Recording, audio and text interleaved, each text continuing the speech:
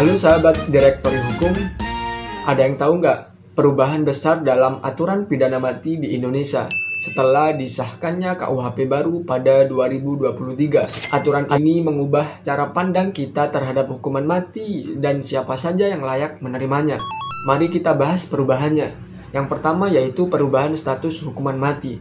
Dalam KUHP lama, hukuman mati dianggap sebagai pidana pokok. Namun, KUHP baru mengubahnya menjadi pidana alternatif. Artinya, hukuman mati dijatuhkan hanya setelah mempertimbangkan pidana lain seperti penjara seumur hidup atau penjara dengan batas waktu tertentu. Kemudian yang kedua yaitu masa percobaan 10 tahun. Dalam KUHP baru, pasal 100 ayat 1 menetapkan bahwa eksekusi pidana mati dapat ditunda selama 10 tahun. Jika selama masa tersebut terpidana menunjukkan penyesalan dan berperilaku baik, maka hukuman dapat diubah menjadi penjara seumur hidup atas keputusan presiden. Ini adalah kesempatan bagi terpidana untuk memperbaiki diri sebelum eksekusi dilakukan. Kemudian yang ketiga yaitu jenis tindak pidana yang dapat dihukum mati.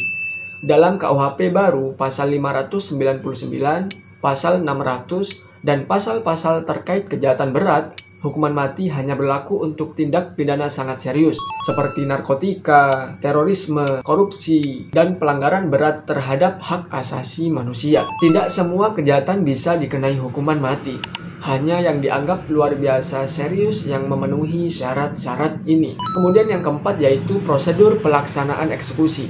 Dalam KUHP baru pasal 101 yang menyatakan bahwa sebelum eksekusi mati dapat dilaksanakan, beberapa syarat harus terpenuhi, seperti penilaian perilaku terpidana selama masa percobaan, dan persetujuan dari MA serta Presiden. Jika memang terpidana tidak menunjukkan perubahan positif selama masa percobaan, barulah eksekusi bisa dilaksanakan. Jadi, regulasi terkait pidana mati di KUHP baru ini bukan hanya soal menghukum, namun memberi ruang bagi terpidana untuk memperbaiki diri dan mengurangi kejahatan yang bisa dihukum mati. Perubahan ini menunjukkan adanya pendekatan yang lebih humanis, di mana hukuman mati bukan lagi prioritas utama. Demikian penjelasan dari saya, semoga bermanfaat. Nantikan video selanjutnya untuk membahas materi hukum yang ada.